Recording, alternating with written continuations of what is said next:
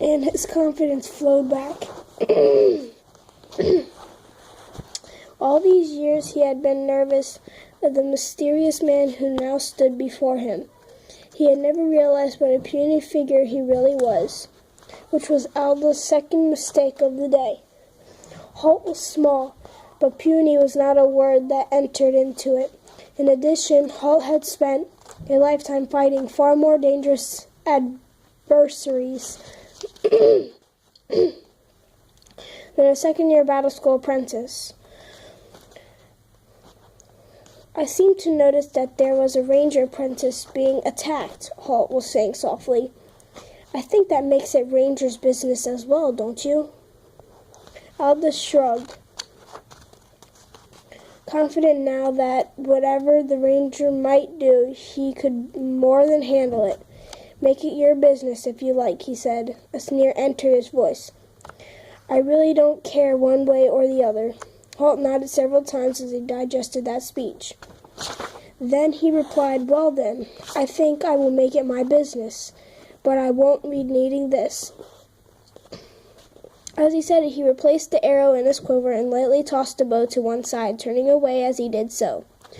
Inadvertently, Alda's eyes followed the action, and instantly he felt a searing pain as Holt stamped backward on the edge of his boot, catching the apprentice's foot between arc and ankle, driving into it.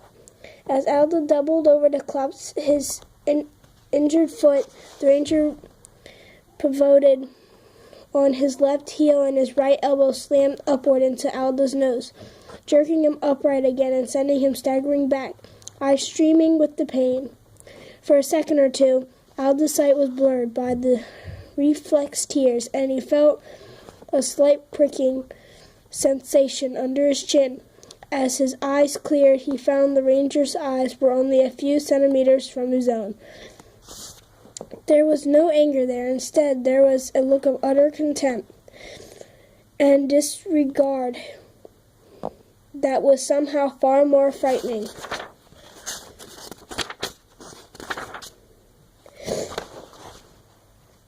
The pricking sensation came a little more pronounced, and as he tried to look down, Alda gave a gasp of fear.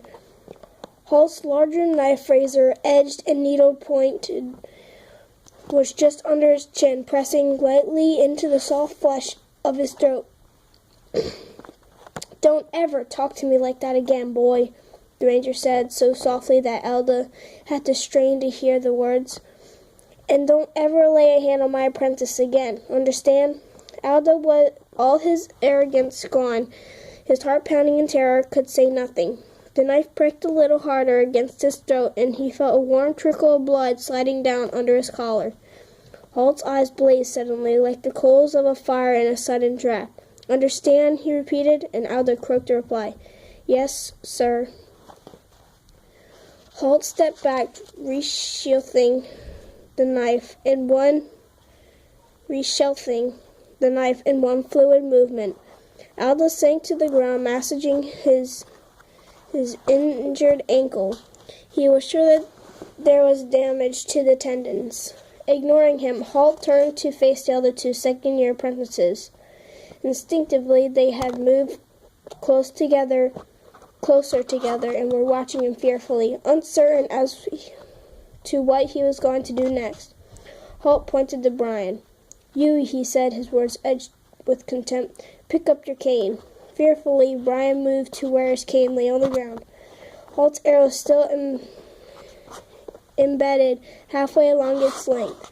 Without taking his eyes off the ranger, fearing some trick, he stooped at the knees, his hand scrabbling awkwardly until it touched the cane.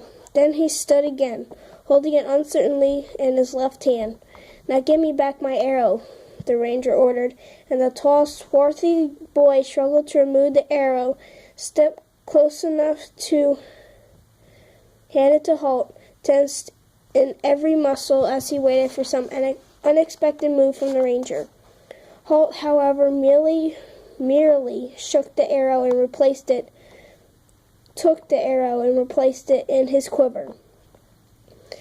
Brian stepped hurriedly back out of reach. Holt gave a small contemptuous laugh. Then he turned to Horace. "I take it these are the three who gave you those bruises?" he asked.